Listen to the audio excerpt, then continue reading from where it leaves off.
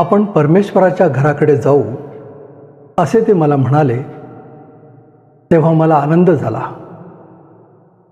हे यरुशलेमे, तुझ्या वेशींना आमचे पाय लागले आहेत. हे यरुशलेमे, एकत्र जोडलेल्या नगरीसारखी तू बांधलेली आहेस. इस्रायलास लावून दिलेल्या निर्बंधांप्रमाणे तुझ्याकडे वंश, परमेशाचे वंश, परमेश्वराच्या नावाचे उपकार स्मरण करण्यासाठी चढून येतात. कारण तेथे न्यायासने, दाविदाच्या घराण्याची राजासने मांडली आहेत. यरुशलेमेच्या शांतीसाठी प्रार्थना करा. तुझ्यावर प्रीती करणाऱ्यांचे कल्याण असो. तुझ्या कोटात शांती वसो. तुझ्या राजवाड्यात समृद्धी नांदो. माझे बंधू व माझे मित्र यांच्यासाठी तुझ्यामध्ये शांती वसो अशी मी प्रार्थना करीन. परमेश्वर आमचा देव ह्याच्या घरासाठी, तुझ्या कल्याणासाठी मी झटत जाईन. शालोम प्रियजन हो. अनुग्रह प्रार्थना सहभागितेच्या आजच्या या ऑनलाईन उपासनेमध्ये आपण सगळ्यांचं मनपूर्वक स्वागत. आजची उपासना सुरू करण्यापूर्वी प्रभूला प्रार्थना करूया आणि त्याच्याकडं या उपासनेचं नियंत्रण देऊया. प्रार्थना करू. प्रभुदेवा, तुझी उपकारस्तुती करतो. तुला सन्मान, महिमा आणि गौरव ही सदोदित आहेच, आणि आम्हीही तेच म्हणतो. प्रभू, तू गौरवीला जा. आज आम्हाला तुझी उपासना करायची आहे, तुझं गौरव करायचं आहे. स्तुती गीतं गायची आहेत, तुझ्या वचनाचा अभ्यास करायचा आहे, तुझी वाणी ऐकायची आहे. या हेतूनं आज आम्ही एकत्र आलेलो आहोत. प्रभू, आम्ही उपासना तुझ्या हातात देतो. तुला विनंती करतो, तू आमची भेट घे. तुझ्या सानिध्याचा अनुभव आम्हाला येऊ दे. तो तू नेहमीच देतोस आणि आम्हाला आशीर्वाद देतोस. याबद्दल आम्ही खरोखरच विजृणी आहोत. आज देखील हा अनुभव आम्हाला येऊ दे आणि त्यानंतर आम्ही हा अनुभव इतरांना द्यावा, अनेकांना द्यावा, यासाठी सहाय्य कर. प्रभू, या उपासनेचं नेतृत्व तूच कर. तुझ्या नियंत्रणामध्ये ही सर्व उपासना असू दे, यासाठी की आम्ही आमच्या देहाचं काही करू नये, परंतु केवळ तुझ्या आत्म्याप्रमाणे वर्तन करून, तुझ्या आत्म्याप्रमाणे तुझी उपासना करून तुझ्या सानिध्याचा अनुभव घ्यावा. ही उपासना तुझ्या हातात देत ही प्रार्थना येशू आमचा तारणारा त्याच्या नावानं करतो म्हणून तू ऐक. आमेन. चला प्रियजन हो, प्रभूची उपकारस्तुती करूया. आज अब्नेर आणि त्याची बहीण एरन काही गीतं गात आहेत, त्यामध्ये आपण त्यांना सामील होऊया आणि प्रभूची उपकारस्तुती करूया.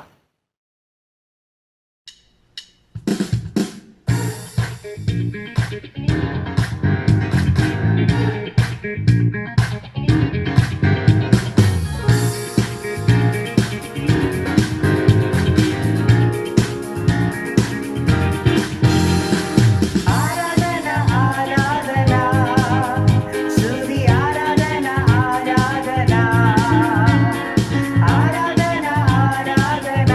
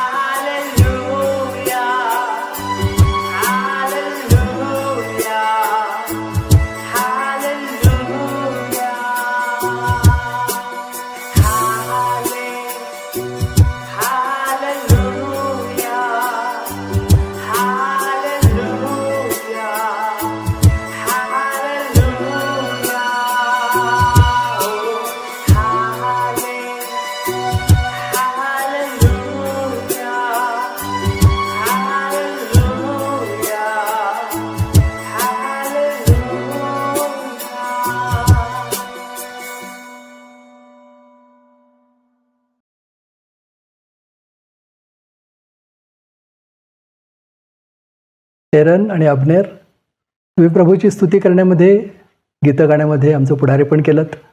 तुमचे मनपूर्वक आभार. आता वेळ झाली आहे प्रभूचं वचन वाचण्याची. आज पुण्याहून बंधू जसवंत सिंग प्रभूचं वचन वाचण्यामध्ये आपलं पुढारीपण करतायत.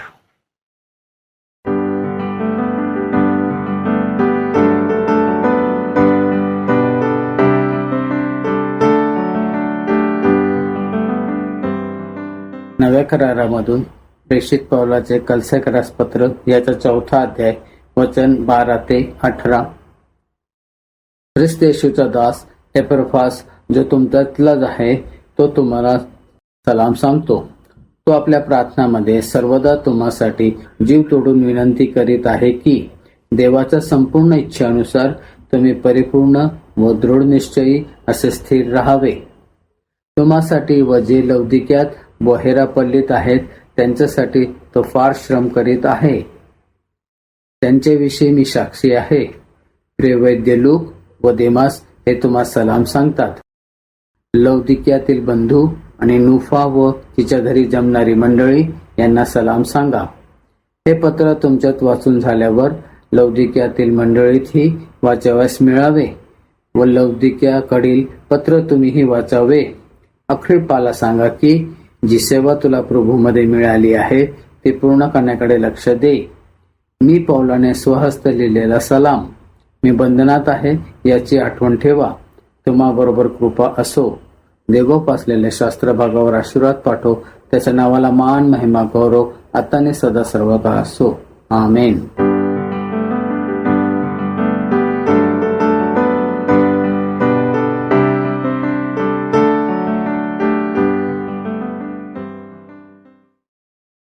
बंधू जसवंत, प्रभूचं वचन स्पष्टपणे वाचलं, वेळेत रेकॉर्डिंग करून आम्हाला पाठवलं.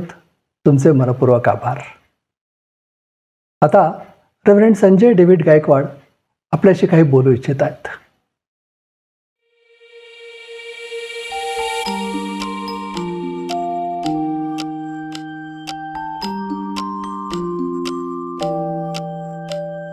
शालोम.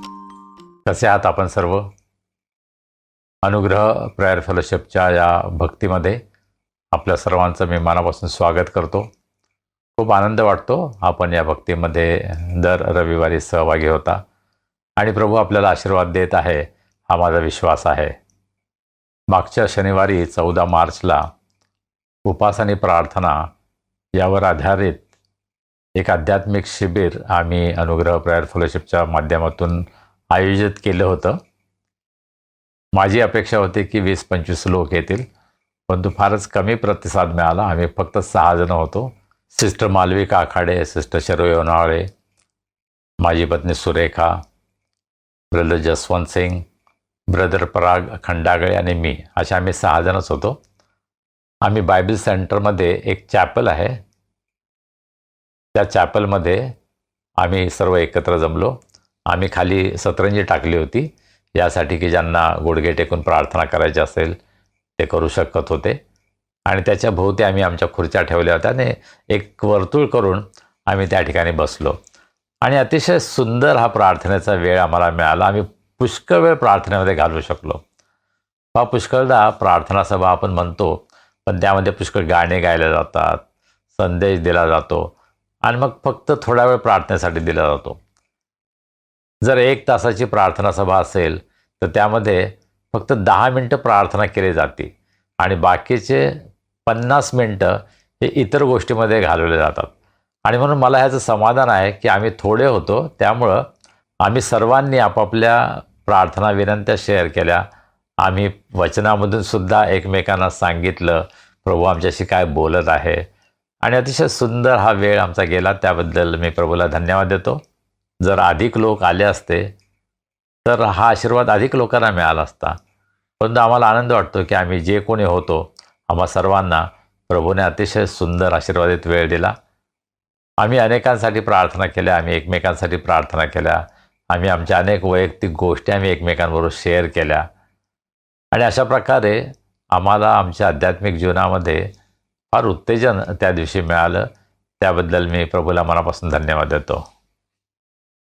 ब्रदर जसवंत सिंग यांनी या सर्व प्रार्थना सभेचं संचालन केलं. त्यांनी आमचं पुढारीपण केलं आणि आम्ही सर्वजण त्यामध्ये सहभागी झालो होतो. पण इतर कोणताही कार्यक्रम असला की त्या कार्यक्रमाला गर्दी असते, परंतु प्रार्थना म्हटली की फार कमी प्रतिसाद मिळतो. कारण पुष्कळदा प्रार्थना हे आमचं प्राधान्य नाही आहे. आम्हाला हे कबूल करावं लागेल की प्रार्थना आम्हाला एक्साईट करत नाही. काय त्यात मोठी गोष्ट आहे, फक्त प्रार्थनाच आहेत, काय तिथं जाऊन करायचं. अशा प्रकारे पुष्कळदा आपल्या मनामध्ये विचार येत असतील. अर्थात आम्ही सर्व बिझी आहोत, आमच्या सर्वांच्या वैयक्तिक अडचणी असतात हे मी समजू शकतो. पण मला असं वाटतं प्रार्थनेसाठी आपण वेळ काढायला हवा, नाही का?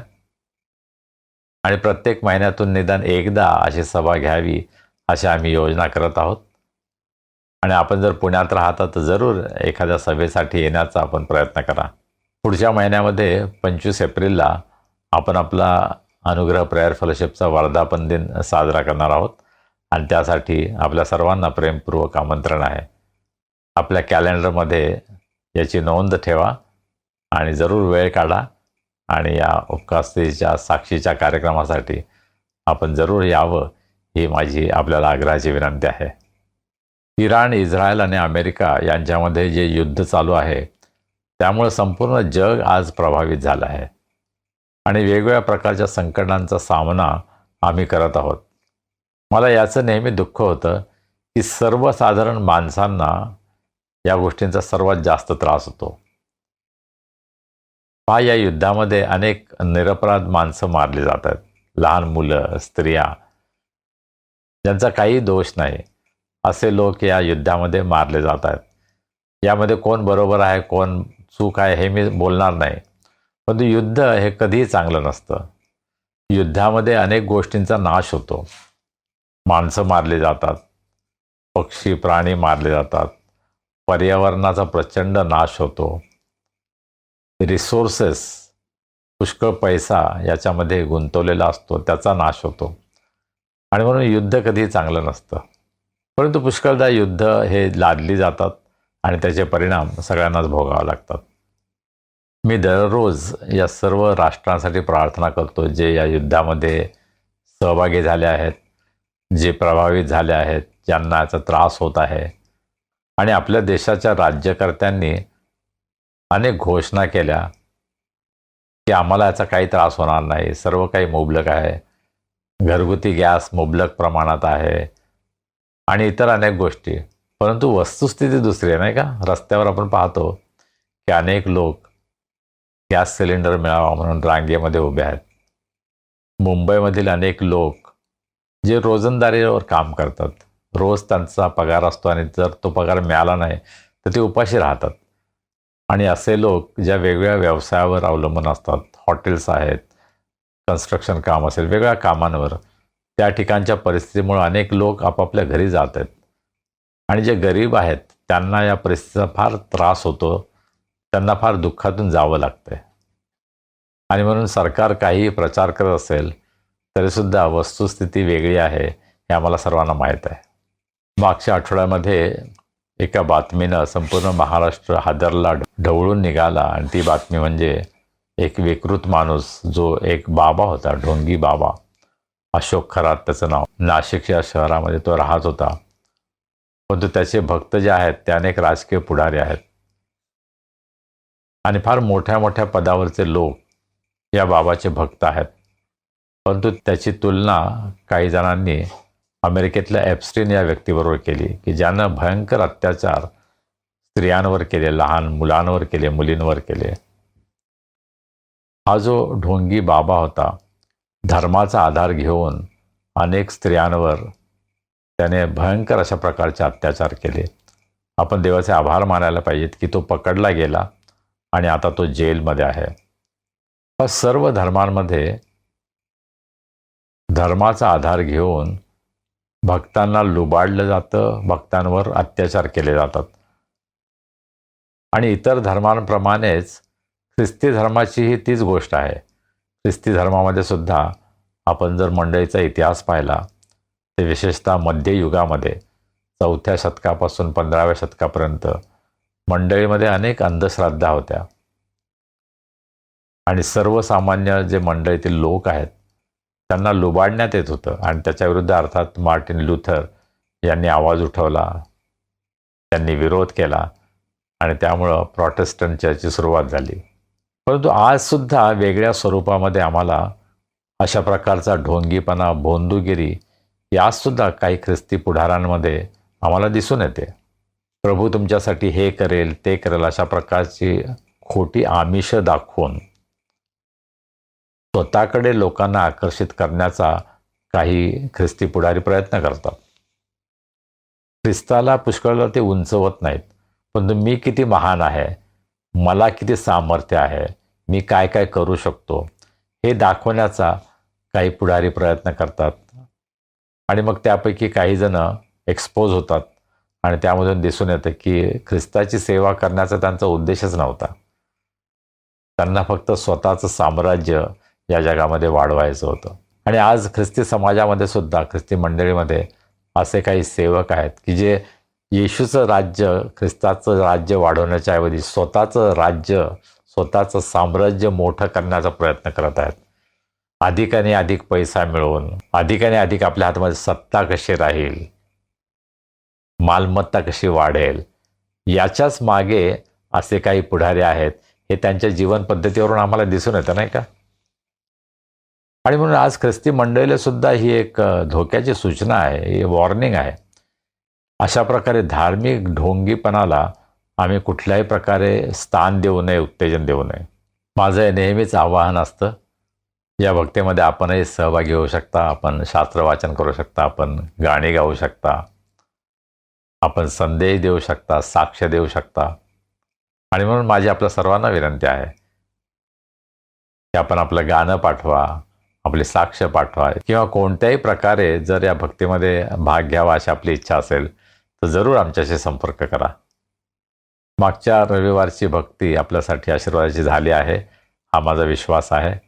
350हून अधिक लोकांनी ही भक्ती, मराठी भक्ती पाहिली. इंग्रजी भक्तीसुद्धा अनेक लोकांनी पाहिली. आणि अधिकाधिक लोकांपर्यंत प्रभूचं वचन जात आहे, याचा आम्हाला अतिशय आनंद वाटतो. मागच्या रविवारी सिस्टर प्रीती निकाळजे यांनी अतिशय सुंदर गीतं गायली आणि भक्तीमध्ये आपलं पुढारी पण केलं, त्याबद्दल मी त्यांचा आभारी आहे. सिस्टर शैलजा घाटगे यांनी शास्त्र वाचन केलं आणि पीटरनं अतिशय सुंदर साक्ष दिली. त्याच्या जीवनामध्ये जो अतिशय कठीण दुःखद प्रसंग जो त्याने अनुभवला, त्याची प्रिय पत्नी प्रार्थना करत असताना प्रभूकडे गेली, हा अतिशय अद्भुत असा अनुभव होता, परंतु अत्यंत धक्कादायक, दुःखदायक अनुभव होता. आणि प्रभूनं पीटरला शक्ती पुरवली, कृपा पुरवली आणि या सर्व गोष्टींची साक्ष देण्यासाठी प्रभूनं त्याला सहाय्य केलं. त्याबद्दल प्रभूला आम्ही मनापासून धन्यवाद देतो. शुक्रवारी UTSMच्या चॅपलमध्ये मी संदेश देत होतो, त्यावेळेस मी याचा उल्लेख केला की साराचं जीवन हे अतिशय आशीर्वादित होतं आणि प्रचंड मोठी साक्ष तिच्या जीवनामधून अनेकांना मिळाली. आणि म्हणून आम्ही त्याबद्दल प्रभूला धन्यवाद देतो. माझी खात्री आहे या दिवसामध्ये आपल्यापैकी अनेक जण वेगवेगळ्या भक्तीमध्ये, प्रार्थनेमध्ये सहभागी होत असाल, वचनाची सेवा करत असाल, गीतांच्याद्वारे वेगवेगळ्या माध्यमातून आपण प्रभूच्या राज्याची सेवा करत आहात. त्याबद्दल मी प्रभूला धन्यवाद देतो. यावर्षी मौंदी गुरुवार आणि उत्तम शुक्रवार, मॉन्डी थर्सडे आणि गुड फ्रायडे या 2 भक्तीमध्ये प्रभूच्या वचनाची सेवा करण्यासाठी रेव्हरंड सुधीर गायकवाड, जे CNI पुणे डायसिसचे एक सिनियर पास्टर आहेत, त्यांनी मला आमंत्रण दिलं आहे. कृपया या माझ्या सेवेची आपल्या प्रार्थनेमध्ये आठवण ठेवा. प्रभूनं त्याचं वचन या मंडळीसाठी आणि अनेकांसाठी आशीर्वादित करावं, यासाठी आपल्या प्रार्थनेमध्ये आपण मला उचलून धरावं, ही माझी विनंती आहे. प्रियजनो, आता वेळ झाली आहे दानार्पणाची. उपासना संगीतामधून हे आपल्या परिचयाचं गीत गाऊया आणि आपलं दान प्रभूच्या चरणी आणूया.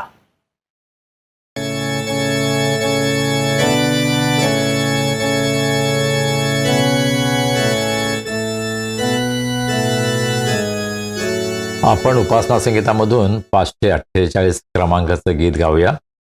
सर्वांच्या परिचयाचं गीत आहे हे. अनेक मंडळांमध्ये नेहमी गायलं जातं.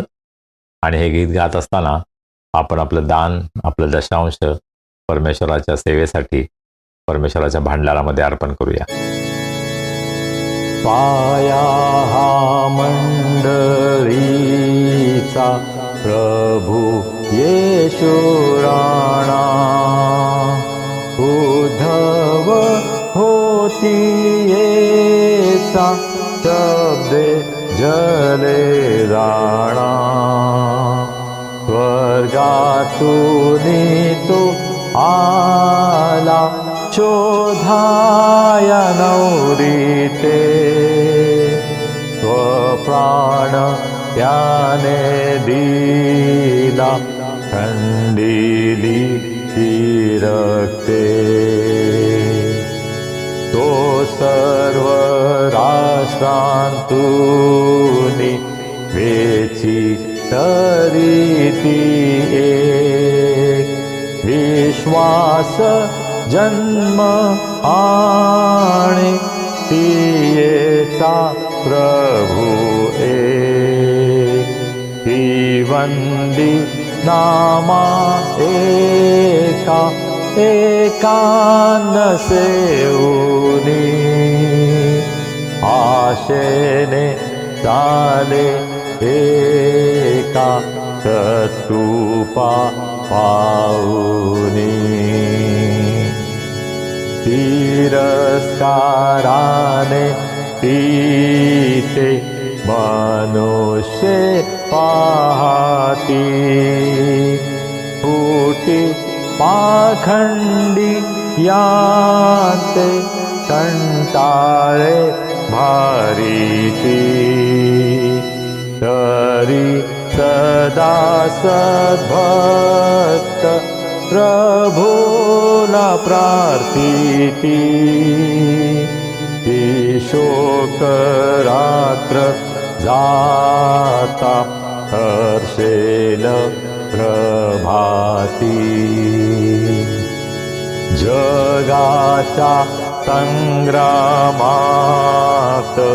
आशेने राहिती, त्रैक्याच्या ती ऐक्यात आनंदे वसती, गुरु तू आम्हाने सद्भक्त संगती, अनंत काळी देई स्वर्गात विश्रांती.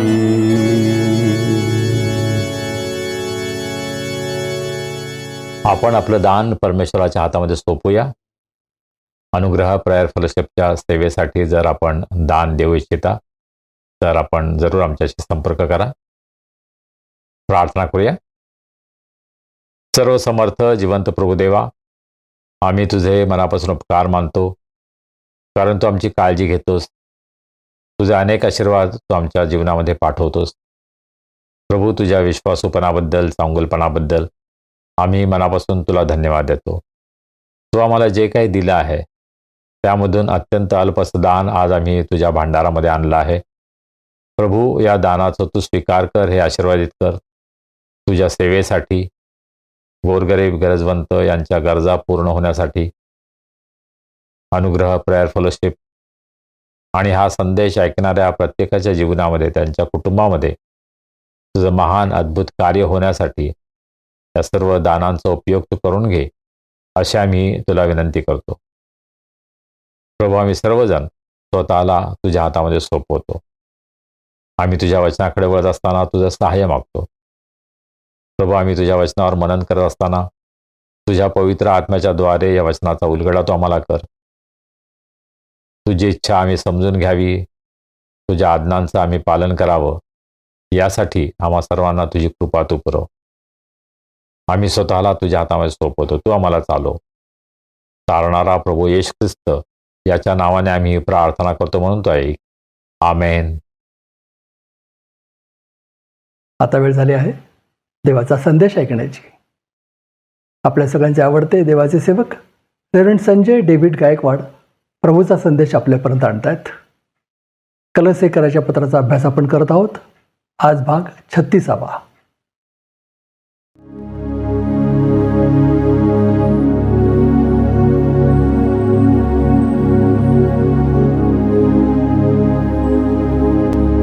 आपण प्रभूच्या वचनाकडे वळूया. कलसेकरास पत्राचा अभ्यास आपण करत आहोत. 4था अध्याय आणि शेवटली काही वचनं आपण त्याचा अभ्यास करत आहोत, मनन करत आहोत. आणि कदाचित आजही आपण हा अभ्यास संपवणार नाही. आणखीन एक आठवडा कदाचित आपण अभ्यास करू आणि त्यानंतर आपण नवीन पुस्तकाला सुरुवात करत आहोत. आणि माझी आपल्याला विनंती आहे की जर एखादं पुस्तक त्याचा अभ्यास आपण करावा अशी आपली इच्छा असेल तो कृपा करून आम्हाला कळवा आणि आपण प्रार्थना करू. प्रभू काय सुचवतो त्याप्रमाणे एक नवीन पुस्तकाच्या अभ्यासाला आपण लवकर सुरुवात करूया. आजच्या मननासाठी जो शास्त्रभाग आहे त्याचं वाचन आपल्यासाठी ब्रदर जसवंत सिंग यांनी केलं आहे. त्यांचे मी आभार मानतो. इंग्रजीमध्ये ॲनी साळवे हिनं शास्त्रवाचन केलं आहे. तिचे आम्ही आभारी आहोत. कलस्से 4:12 पाऊल असं म्हणतो, ख्रिस्त येशूचा दास एपफ्रास जो तुमच्यातलाच आहे तो तुम्हाला सलाम सांगतो. तो आपल्या प्रार्थनांमध्ये सर्वदा तुम्हासाठी जीव तोडून विनंती करत आहे की देवाच्या संपूर्ण इच्छेनुसार तुम्ही परिपूर्ण व दृढनिश्चयी असे स्थिर राहावे. आणि मग 13 वचन, तुम्हासाठी व जे लाउदिकियात व हेरापलीत आहेत त्यांच्यासाठी तो फार श्रम करत आहे. त्याच्याविषयी मी साक्षी आहे. 12व्या वचनामध्ये आपण एपफ्रसाचा अभ्यास केला आणि फार महत्त्वाच्या गोष्टी आपण एपफ्रसाविषयी शिकलो. मला तुमच्याविषयी माहीत नाही, परंतु मला खूप शिकायला मिळालं. या निमित्तानं एपफ्रस कोण आहे याचा भरपूर अभ्यास मला करता आला आणि मला हा विश्वास आहे की आपल्याला सर्वांना यामधून खूप काही शिकायला मिळत आहे. तर प्रार्थनेविषयी हा एपफ्रस जो आहे ना तो जीव तोडून प्रार्थना करत आहे असं पाऊल म्हणतो. पण प्रार्थनेचे बरेच प्रकार आहेत नाही का. आपण जेवणावरची प्रार्थना करतो, आपण सकाळी उठल्यावर प्रार्थना करतो, आपण झोपताना प्रार्थना करतो, आपण प्रवासाला निघताना प्रार्थना करतो, आपण चर्चमध्ये मध्यस्थीची प्रार्थना करतो, उपकास्तीची प्रार्थना करतो. अशा अनेक प्रार्थनाचे वेगवेगळे प्रकार आहेत. परंतु हा वेगळाच प्रकार या ठिकाणी एपफ्रसाचा दिसतो की तो जीव तोडून प्रार्थना करतो. कदाचित जीव तोडून संदेश देणारे आम्ही पाहिले असेल, जीव तोडून भांडणारे आपण पाहिले असणार. परंतु जीव तोडून प्रार्थना करणारा पाहिला का हो तुम्ही? मला अद्याप असं कोणी दिसला नाही. हो, कदाचित अनेक जण आम्ही आपल्या घरामध्ये प्रार्थना करतो तेव्हा जीव तोडून प्रार्थना करत असू. आपल्या कुटुंबियांसाठी, आपल्या मुलांसाठी, आपल्या आईवडिलांसाठी, काही काही आपल्या गरजा असतात त्यांच्यासाठी आपण जीव तोडून प्रार्थना करतो. परंतु एपफ्रस कुणासाठी प्रार्थना करतो? मंडळीसाठी, विश्वासणाऱ्यांसाठी. आणि तो त्यांच्यासाठी ही प्रार्थना करतो की त्यांनी देवाच्या पूर्ण इच्छेनुसार, स्वतःच्या इच्छेप्रमाणे नाही, आईवडिलांच्या इच्छेप्रमाणे नाही, मित्रांच्या इच्छेप्रमाणे नाही, देवाच्या संपूर्ण इच्छेनुसार त्यांनी कसं व्हावं? परिपूर्ण दृढनिश्चयी असं स्थिर राहावं. ख्रिस्ती जीवन म्हणजे पार्ट टाईम, टाईमपास, थोडा वेळ असं नाही. ते परिपूर्ण जीवन आहे. आणि आम्हाला परिपूर्ण जीवन देण्यासाठीच प्रभू येशू ख्रिस्त आला. योहान 10:10 प्रभू येशू ख्रिस्त म्हटला की मी तुम्हाला जीवन देण्यासाठी आलो आहे आणि ते विपुलपणे. आम्हाला विपुल जीवन, परिपूर्ण जीवन मिळावं ही देवाची इच्छा आहे, ख्रिस्ताची इच्छा आहे. आणि मग दृढनिश्चयी आमचा पूर्ण निश्चय असला पाहिजे, खात्री असली पाहिजे ख्रिस्ती जीवनाची. आणि शेवटी फार महत्त्वाचं असं स्थिर राहावं. पहा, आम्ही किती वर्षापासून ख्रिस्ती आहोत, आम्ही मंडळीमध्ये कुठल्या पदावर आहोत आणि आम्ही काय काय करतो ह्याला महत्त्व नाही. आम्ही येशूमध्ये स्थिर आहोत का हा मोठा प्रश्न आहे. आणि म्हणून आम्हा सर्वांना स्वतःच्या जीवनाचं परीक्षण पुन्हा पुन्हा करण्याची गरज आहे की मी ख्रिस्तामध्ये स्थिर आहे का. कदाचित आम्ही मंडळीमध्ये 40 वर्ष, 50 वर्ष, 60 वर्ष असू, परंतु आम्ही ख्रिस्तामध्ये दृढ नाही, ख्रिस्तामध्ये आम्ही स्थिर नाही, हे पुष्कळदा आमच्या जीवनामधून आम्ही इतरांना दाखवतो. मग तुम्ही अनेक वर्ष ख्रिस्ती आहात, तुम्ही मंडळीमध्ये पुढारी पण करता, परंतु तुम्ही जर एकमेकांशी भांडण करता, तुम्ही जर एकमेकांचा द्वेष करता, तर तुम्ही स्थिर ख्रिस्ती नाही आहे. तुम्ही अस्थिर आहात, डळमळीत आहात. इराणमध्ये सध्या भयंकर परिस्थिती आहे, पण तो इराणमध्ये अनेक तरुणी आहेत की ज्यांनी प्रभू येशू ख्रिस्ताला आपलं जीवन समर्पित केलेलं आहे. ते तरुण आहेत, पण तो ख्रिस्तामध्ये स्थिर आहेत. They are strong, mature in Christ. आणि आज अशा प्रकारे ख्रिस्ती जीवनामध्ये स्थिरावलेले, प्रौढ झालेले, मुळावलेल्या लोकांची आम्हाला गरज आहे. पुष्कळदा ख्रिस्ती लोकांमध्ये, आमच्यामध्ये पुष्कळ उथळपणा असतो. आम्हाला असं वाटतं चर्चमध्ये 1-2 जोरदार गाणे गायले की आम्ही फार चांगले ख्रिस्ती आहोत. आम्ही चर्चमध्ये फार सुंदर प्रार्थना केली की आम्ही फार चांगले ख्रिस्ती आहोत. किंवा माझ्यासारखा म्हणाल मी फार चांगला संदेश दिला म्हणजे मी फार चांगला ख्रिस्ती आहे. नाही, आम्हाला प्रभूमध्ये आणि प्रभूच्या वचनामध्ये स्थिर होण्याची गरज आहे. आणि ते आम्ही करत आहोत का, यासाठी आपण स्वतःलाच विचारायला पाहिजे की मी खरोखर प्रभूमध्ये स्थिर आहे का, की मी अस्थिर आहे. जेव्हा प्रचंड वारा सुटतो आणि एखादं मोठं झाड झोके घेतं, ते कधी पडेल आपल्याला समजत नाही. त्या प्रकारे आमचं जीवन नाही ना, याची काळजी आम्ही घ्यायला पाहिजे. आणि मग 13व्या वचनामध्ये आल्यानंतर पाऊल असं म्हणतो, तुम्हासाठी व जे लाउदिकियात व हेरापलीत आहेत त्यांच्यासाठी तो फार श्रम करत आहे. कोण? एपफ्रस. एपफ्रस फार श्रम करत आहे. आधी आपण पाहिलं, तो जीव तोडून प्रार्थना करत आहे. आता त्याच्या आध्यात्मिक जीवनाचा, त्याच्या ख्रिस्ती जीवनाचा दुसरा पैलू आपण हा पाहतो की तो लोकांसाठी फार श्रम करत आहे. आमच्यापैकी अनेकांची समस्या ही आहे की आम्ही पैसा मिळवण्यासाठी खूप श्रम करतो, या जगातील सुख समाधान मिळावं यासाठी आम्ही श्रम करतो. कदाचित ख्रिस्ती मंडळीमध्ये आम्हाला महत्त्वाचं पद मिळावं, प्रतिष्ठा मिळावी यासाठी आम्ही श्रम करतो. अनेक गोष्टींसाठी आम्ही श्रम करतो. पण तो एपफ्रसाची काय साक्ष होती? तो देवाच्या लोकांसाठी, येशू ख्रिस्ताच्या शिष्यांसाठी, भक्तांसाठी, मंडळीसाठी श्रम करणारा होता. आज अशा लोकांची आमच्या मंडळीमध्ये गरज आहे की जे मंडळीसाठी, दुसऱ्यांसाठी श्रम करतील. आणि स्वार्थी हेतूने नाही, पण तो अंतःकरणापासून तो जीव तोडून प्रार्थना करतो. आणि मग तो कलस्य येथील मंडळी, लाउदिकिया येथील मंडळी, हिरापलिस इथली मंडळी यांच्यासाठी श्रम करत आहे. तो एक्झॅक्टली काय करत होता आम्हाला माहीत नाही, पण तो पाऊल त्याची साक्ष देतो की तो श्रम करत आहे. आता श्रम करण्यासंबंधी पाऊलाची स्वतःच्या जीवनाची साक्ष काय होती, त्यासाठी आपल्याला पाऊलाचं करिंथकरास दुसरे पत्र याचा 11वा अध्याय आणि 21 पासून ते 33 या वचनांमध्ये पाहावं लागेल. काही ठळक गोष्टी आपण पाहूया आणि मग त्यानंतर आपण पुन्हा कलस्यकरास पत्राकडे जाऊया. स्वतः सेवक असण्यासंबंधी तो असं म्हणतो 23व्या वचनामध्ये, ते ख्रिस्ताचे सेवक आहेत काय? मीही आहे, मी अधिक प्रमाणात आहे. आणि तो कबूल करतो, हे मी वेडगळासारखं बोलतो कारण त्याला माहीत आहे की तो स्वतःची बढाई मारत आहे. परंतु तो सत्य सांगतो. काय सांगतो? श्रम करण्यात, कळीत सोसण्यात, बेसुमार फटके खाल्ल्यामुळे व पुष्कळ वेळा मृत्यूच्या दाढेत पडल्यामुळे मी अधिक आहे. पाऊलाची स्वतःची साक्ष काय होती? तो अतिशय कष्ट करणारा होता. तो चर्चने दिलेल्या सॅलरीवर, पगारावर नव्हता अवलंबून तसे आमच्यापैकी बरेच जण आहेत. परंतु तो स्वतः कष्ट करत होता. तो तंबू विणण्याचं काम करायचा.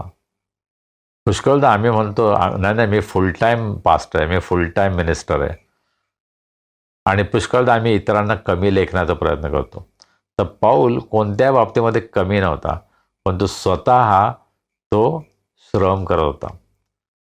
स्वतःच्या उदरनिर्वाहाची व्यवस्था स्वतः करत होता. आणि त्या श्रमाविषयी बोलताना तो म्हणतो, त्याने कैद सहन केली, बेसुमार फटके खाल्ले, मृत्यूच्या दाढेत तो पडला होता. अशा प्रकारे ते स्वतःची साक्ष आहे.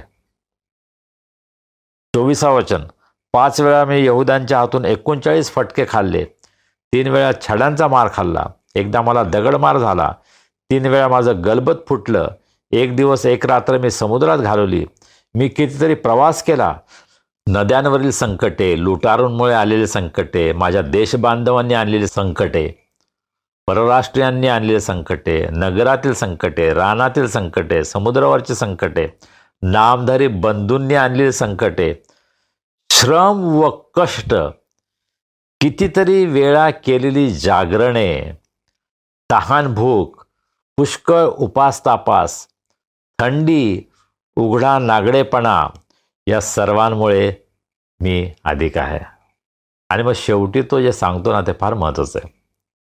वचन 28, शिवाय या व अशा इतर गोष्टींखेरीज माझ्या मनावरचं ओझं म्हणजे मंडळांविषयीची चिंता ही आहे.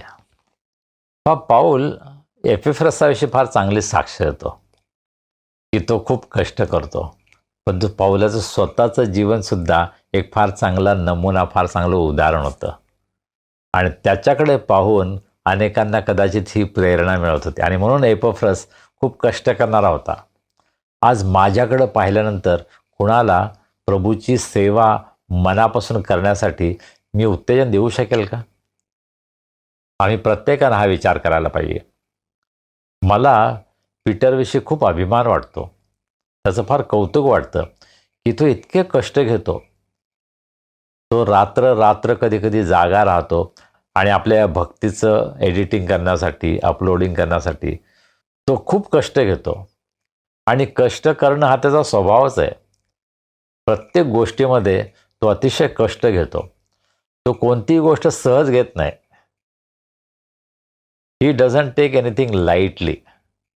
प्रत्येक गोष्ट तो मनापासून करतो. आणि म्हणून पीटर ज्या ज्या ठिकाणी काम करतो त्या ठिकाणी त्याच्याविषयी फार चांगली साक्ष आहे. केवळ माझा भाऊ आहे म्हणून मी सांगत नाही. तुम्ही अनेकांना विचारा की त्याची कामासंबंधीची साक्ष काय आहे, की तो अतिशय मन लावून काम करतो. त्याला असं हलकं वरवरचं काम केलेलं आवडत नाही. मी तसं पुष्कळदा करतो. पण पीटरचं कामाच्या बाबतीमध्ये कमिटमेंट, त्याचं समर्पण असं आहे की एखादी गोष्ट तो उत्तमच कशी होईल यासाठी धडपड करतो. आणि म्हणून तो कष्ट करतो.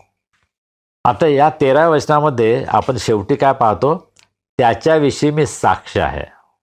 पाऊल म्हणतो की तो किती कष्ट करतो याच्याविषयी मी साक्ष आहे. इंग्लिशमध्ये असं म्हटलेलं आहे, आय वाउच फॉर हिम. म्हणजे मी जबाबदारी घेतो. मला पूर्ण खात्रीने मी हे सांगू शकतो की तो खूप कष्ट करतो. आज माझ्या जीवनाची साक्ष आहे का? कोणीतरी असं म्हणेल, मला माहीत आहे हा किती कष्ट करतो. देवासाठी, आपल्या कुटुंबासाठी, आपल्या समाजासाठी. हा लोकांचा हा गैरसमज आहे की जे पूर्णवेळ सेवा करतात, पूर्णवेळ पाळक आहेत, मिशनरी आहेत, सेवक आहेत, तेच फक्त फार चांगली सेवा करतात. मला अजिबात असं वाटत नाही. माझा हा अनुभव आहे, जे खरं म्हणजे पूर्णवेळ सेवेमध्ये नाहीत ते पूर्णवेळ सेवेत आहेत त्यांच्यापेक्षा जास्त सेवा करतात. कारण ते आपलं काम सांभाळतात. त्याशिवाय मंडळीसाठी, प्रभूच्या सुवार्तेसाठी ते पुष्कळ वेळ देतात. आपला पैसा देतात, आपला वेळ देतात, आपले श्रम देतात. हे चित्र आपल्याला जागोजागी आढळतं. कदाचित आपल्यापैकी काही जण असे आहात की तुम्ही पूर्णवेळ सेवेमध्ये नाही आहे, परंतु तुम्ही किती कष्ट घेता. तुम्ही आपल्या मंडळीमध्ये सेवा करता, तुम्ही आपल्या कुटुंबाची काळजी घेता, तुम्ही अनेक गोष्टी करता. कदाचित कोणी तुमची प्रशंसा करत नाही, कोणी कौतुक करत नाही, कोणी अप्रिशिएट करत नाही, परंतु देवाला हे माहीत आहे की तुम्ही किती कष्ट करता. आणि पौलाची एपिफ्रसाविषयी ही साक्ष होती की तो खूप कष्ट करतो. कोणासाठी? कलसे येथील मंडळी, लाउदिसिया इथली मंडळी, हिरापोलिस इथली मंडळी. 3 वेगवेगळ्या मंडळ्या आहेत ह्या, 3 वेगवेगळ्या शहरांमध्ये. परंतु हा एपिफ्रस आहे ना, तो is a man of action, man on the go. प्रवास करतो. पाऊलाची पत्र वेगळ्या ठिकाणी नेतो. हे पत्र, कदाचित एफिस्करास पत्र आणि फिलेमोनाला पत्र, ही सर्व पत्र तो वेगवेगळ्या मंडळांमध्ये नेऊन देत होता. आणि पुढच्या वेळेस आपण या वेगवेगळ्या मंडळांचा, ज्या ठिकाणी तो जात होता त्याचा उल्लेख जो आहे त्याचा आपण विचार करूया, अभ्यास करूया. परंतु या ठिकाणी आपल्याला हे पाहायला मिळतं की एपिफ्रस हा खूप कष्ट करणारा होता. आणि आज मंडळीला कष्ट करणाऱ्या सेवकांची गरज आहे. पुष्कळदा लोकांना असं वाटतं पालकाला काय काम असतं, रविवारी संदेश दिला की तो मोकळा आपला, आठवडाभर त्याला काही काम नसतं. असं जर कोणी विचार करत असेल तर मला तुम्हाला आव्हान करायचं, मग तुम्ही पाळक व्हा ना. एवढं सोपं आहे ना, व्हा पाळक मग. दुसऱ्याकडे पाहून त्याच्यावर टीका करणं फार सोपं असतं, पण आपण स्वतः जेव्हा ते करतो तेव्हा ते किती कठीण आहे हे आपल्या लक्षात येतं. अर्थात आमच्यासमोर कदाचित काही उदाहरणं आहेत की जे पालक अजिबात काम करत नाहीत. ते फक्त रविवारचा संदेश तो पण कदाचित मोठ्या मुश्किलीनं देतात आणि इतर कुठलीही सेवा ते करत नाहीत.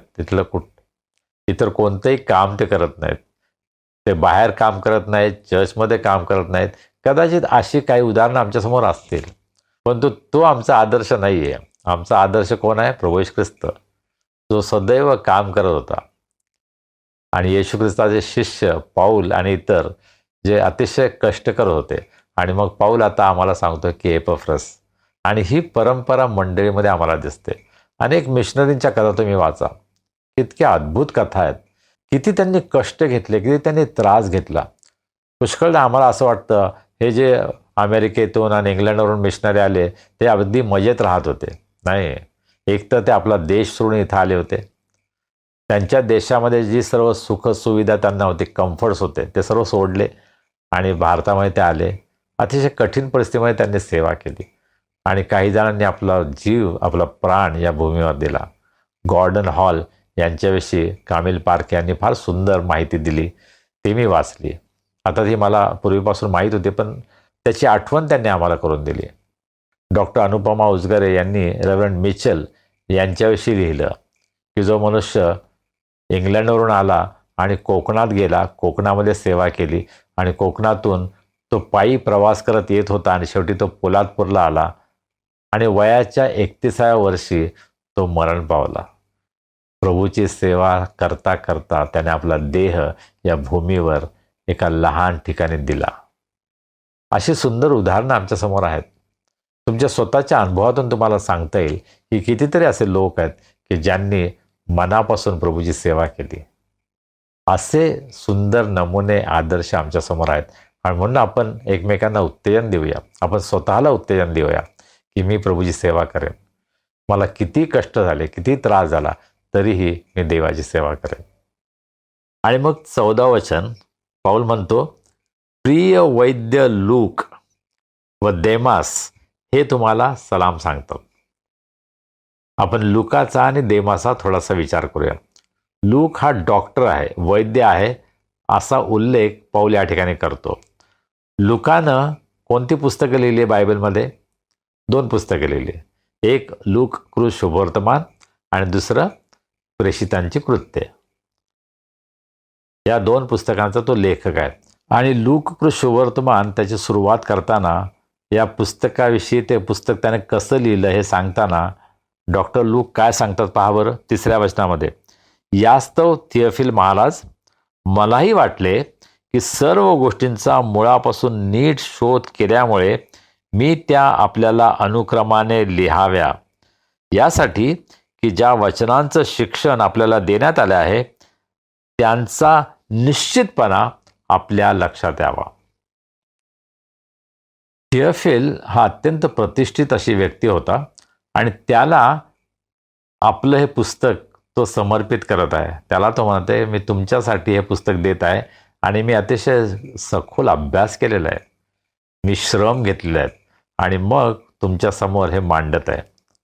काहीतरी गोष्ट लिहायची, कादंबरी लिहायची, काहीतरी हलकं फुलकं लिहायचं असं नाही, परंतु येशू ख्रिस्ताविषयीचा अभ्यास करून, सखोल अभ्यास करून, त्याची नीट माहिती घेऊन मग त्या गोष्टी लूक या ठिकाणी लिहित आहे. आणि मग लुकाच्या शुभवर्तमानामध्ये आम्हाला अनेक चमत्कार आढळतात. तो स्वतः डॉक्टर असल्यामुळं आरोग्यदानाविषयी त्याला विशेष आकर्षण असेल, पण तो अनेक गोष्टीचं वर्णन करताना तो सखोल वर्णन करतो. आणि म्हणूनच लुकाच्या शुभवर्तमानामध्ये प्रभू येशू ख्रिस्ताच्या जन्माविषयी अगदी सविस्तर लिहिलेलं आहे. त्याच्या जन्माच्या अगोदरच्या गोष्टी, जन्म झाल्यानंतरच्या गोष्टी, या सर्व गोष्टींचं वर्णन अतिशय स्पष्ट, विस्तृत रीतीनं, डिटेलमध्ये लूक करत आहे. प्रेषितांचे कृत्य हे पुस्तक त्याने लिहिलेलं आहे. त्या ठिकाणी तो काय म्हणतो बरं? प्रेषित 1:1 आणि 2, थियोफिल महाराज, येशूनं जे प्रेषित निवडले होते त्यांना पवित्र आत्म्याच्या द्वारे आज्ञा केल्यानंतर तो वर घेतला गेला. त्या दिवसापर्यंत त्याने जे जे करावयास व शिकवावयास आरंभिले होते त्या सर्वांविषयी मी पहिला ग्रंथ केला. आणि मग हा दुसरा ग्रंथ प्रेषितांचे कृत्य हे पुस्तक डॉक्टर लूक लिहित आहेत. त्यांनी खूप अभ्यास केला, व्यवस्थित त्याची मांडणी केली आणि अत्यंत महत्त्वाच्या व्यक्तीसाठी त्यांना सादर करण्यासाठी तो फार काळजीपूर्वक हा ग्रंथ देत आहे. आणि आज आम्हाला प्रभू येशू ख्रिस्ताचं जीवन आणि मंडळीचा जन्म, त्याची वाढ हे सर्व एका डॉक्टरमुळं, डॉक्टर लूक यांच्यामुळं आमच्यापर्यंत पोहोचलं आहे.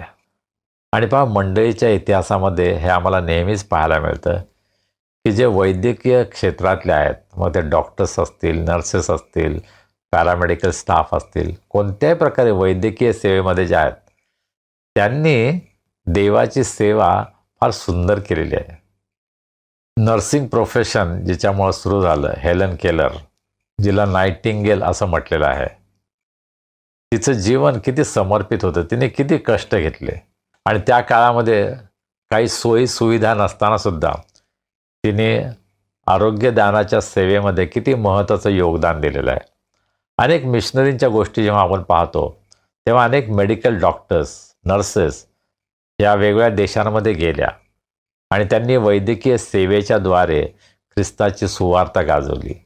अनेक हॉस्पिटल्स जे सुरू झालेत, भारतामध्ये जे उत्तम हॉस्पिटल्स होते आणि आहेत ते सर्व ख्रिस्ती मिशनऱ्यांनी सुरू केले. वेल्लोरचं ख्रिश्चन मेडिकल कॉलेज आणि हॉस्पिटल हे डॉक्टर आयडा स्कडर यांनी सुरू केलं. आणि असे अनेक उदाहरणं आम्हाला देता येतील. आज मला खूप आनंद वाटतो की आमच्या अनुग्रह प्रेयर फेलोशिपमध्ये असे डॉक्टर्स आहेत की जे अतिशय समर्पित वृत्तीनं वैद्यकीय सेवा तर करतच आहेत, परंतु ख्रिस्ताच्या मंडळीची सुद्धा सेवा करतात. प्रभूचं वचन ते गाजवत आहेत. पुण्यामध्ये आपल्याला माहीत आहे रेव्हरंड डॉक्टर प्रमोद काळसेकर, ते फार चांगले डॉक्टर आहेत, ते बालरोग तज्ज्ञ आहेत, परंतु त्याचबरोबर वचनाची सेवा फार सुंदर करतात आणि मला खूप आवडतात त्यांचे संदेश ऐकायला. अतिशय अभ्यासपूर्ण असं त्यांचे संदेश असतात.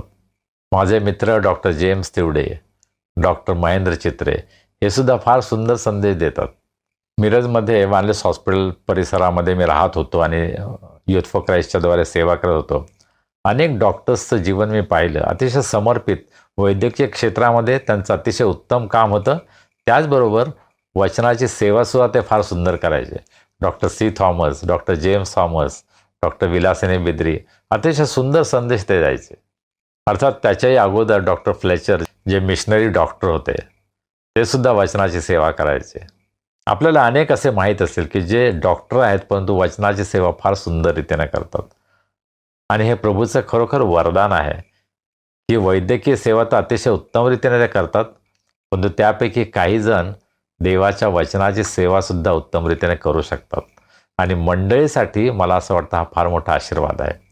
आणि हे डॉक्टर लूकपासून सुरू झालेलं आजपर्यंत चालू आहे हे आम्हाला पाहायला मिळतं. आज आपल्या घरामध्ये कोणी डॉक्टर आहेत, कोणी नर्सेस आहेत, कोणी इतर पॅरामेडिकल वर्कर्स आहेत, त्यांच्यासमोर अशा प्रकारचा आदर्श नमुना आहे का की ज्यामुळे त्यांनासुद्धा वाटतं की मी आरोग्यदानाच्या सेवेबरोबरच प्रभूच्या वचनाची सुद्धा सेवा करावी. आणि मग दुसरं नाव जे या ठिकाणी आहे ते देमास. आता हे काही जास्त परिचित असं नाव नाही आहे. देमासविषयी 3 शास्त्रभाग मला लक्षात आले आणि त्याविषयी मी थोडक्यात बोलतो. फिलेमोनाला पत्र, जे मला असं वाटतं याच वेळेला देण्यात आलं, लिहिण्यात आलं.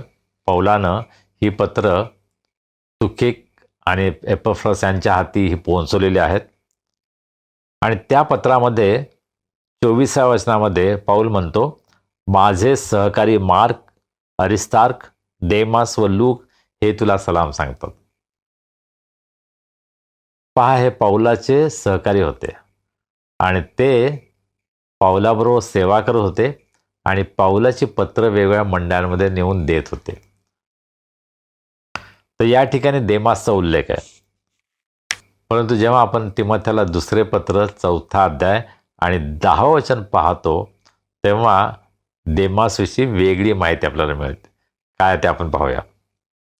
कारण देमासला ऐहिक सुख प्रिय असल्यामुळे तो मला सोडून थेसलनिकास गेला.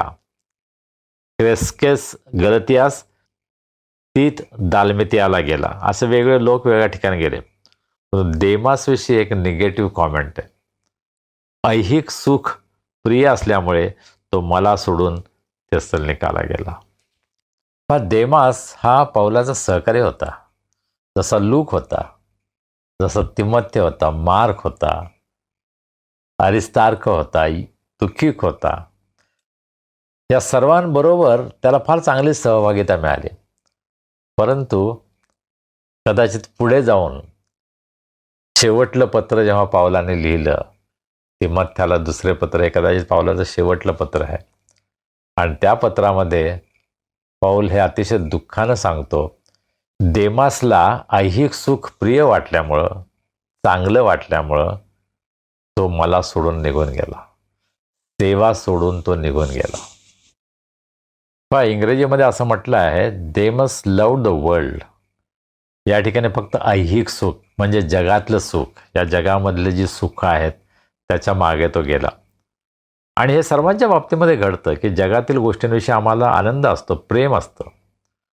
आणि योहानाच्या पत्रामध्ये या जगातील प्रेमाविषयी योहान काय म्हणतो हे आपण पाहूया. योहानाचं पहिलं पत्र 2 अध्याय आणि 15 वचनापासून पुढं योहान काय सांगतो ते आपण पाहूया. जगावर व जगातल्या गोष्टींवर प्रीती करू नका. जर कोणी जगावर प्रीती करत असेल तर त्याच्या ठायी पित्याची प्रीती नाही.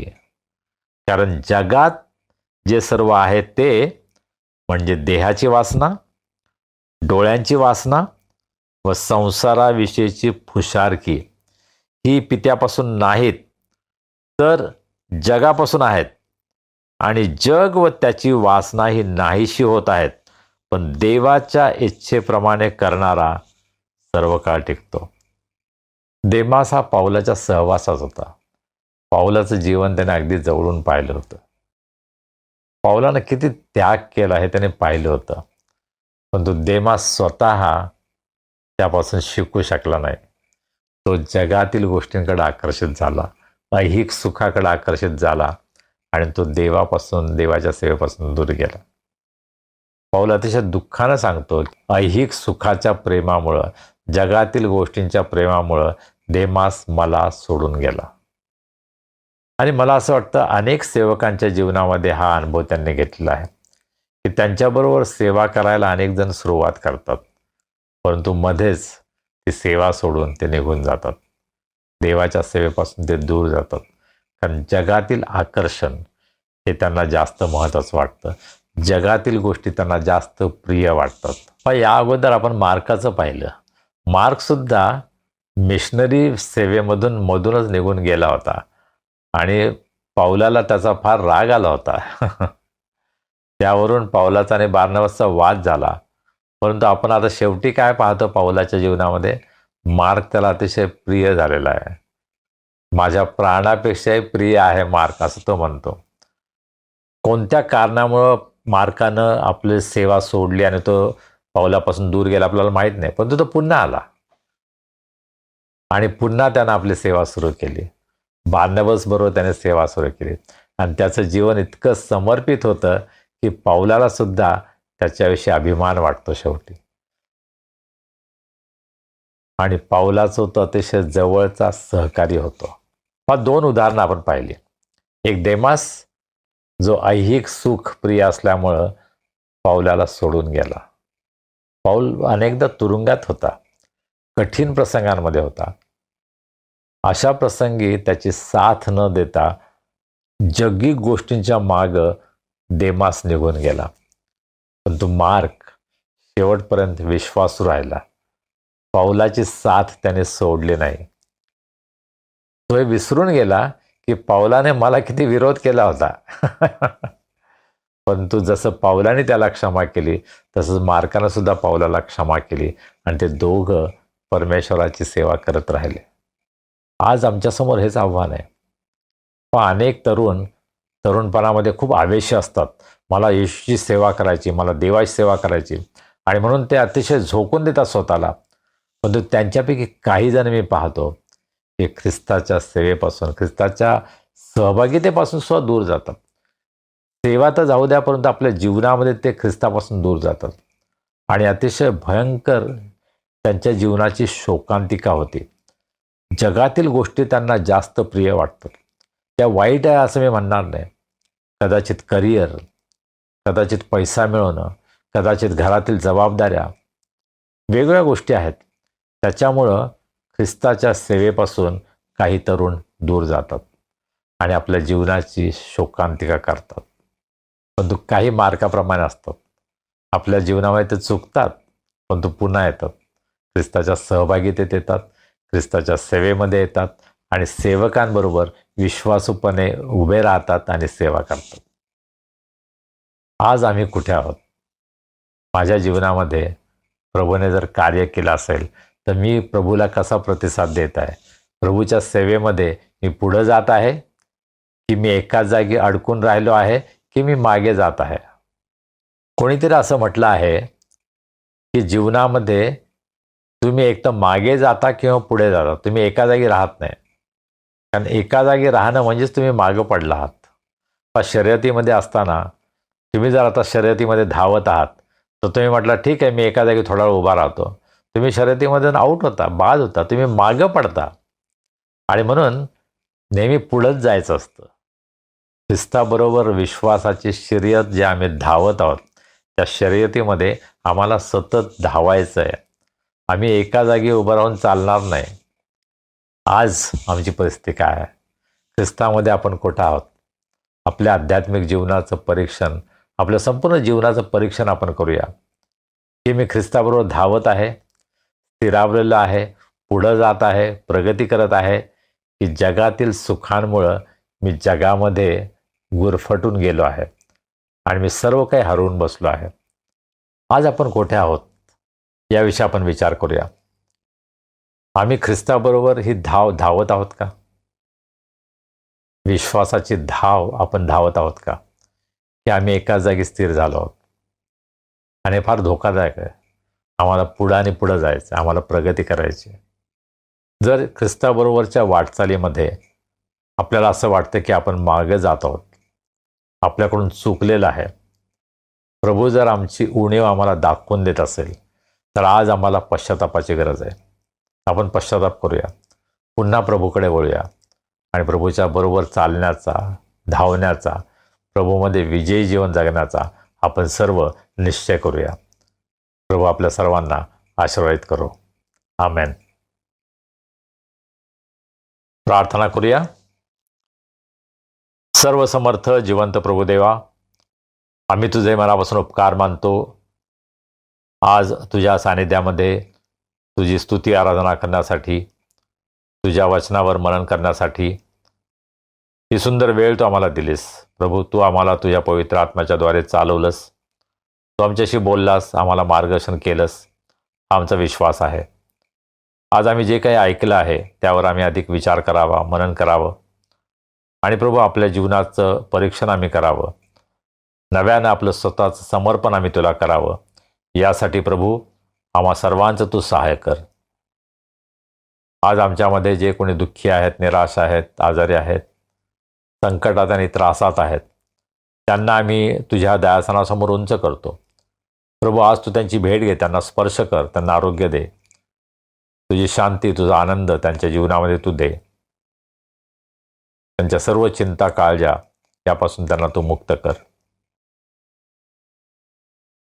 ज्यांचे वाढदिवस आहेत, विवाहाचे वर्धापन दिन आहेत, त्या प्रियजनांबद्दल आम्ही तुला धन्यवाद देतो. आम्ही प्रार्थना करतो प्रभू, तू त्यांची काळजी घे, त्यांची प्रत्येक गरज पूर्ण कर, त्यांना सुरक्षित ठेव आणि त्या प्रत्येकाच्या जीवनाचा उपयोग तुझ्या महान गौरवी सेवेमध्ये होऊ दे.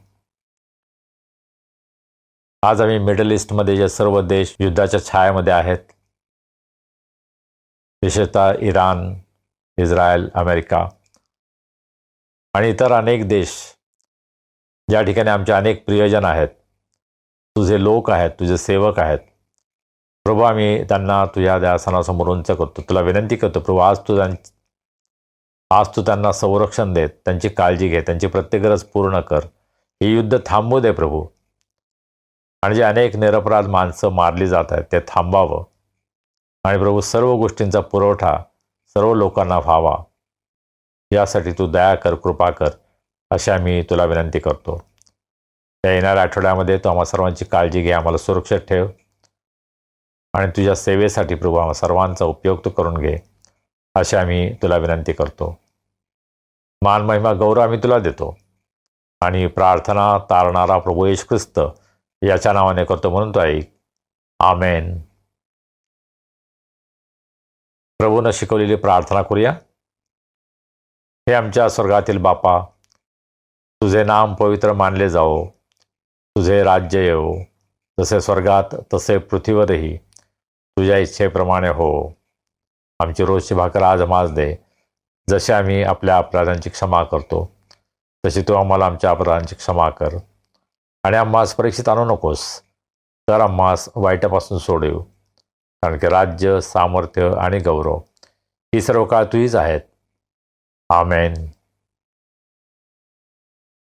आणि आता देव बापाची प्रीती, प्रभू येशू ख्रिस्ताची कृपा, पवित्र आत्म्याची सहभागिता, शांती, आनंद आणि आरोग्य आम्हा सर्वांसह आमच्या प्रियजनांबरोबर, देवाच्या सर्व लोकांबरोबर आता आणि सदा सर्व काळ असो. आमेन. सुवंद्य देवा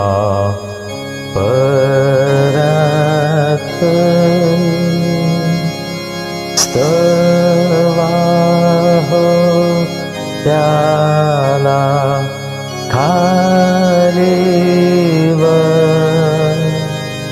तो बाप पुत्र आत्मा जन त्रेक्याला द्या अनंत मान. आमेन.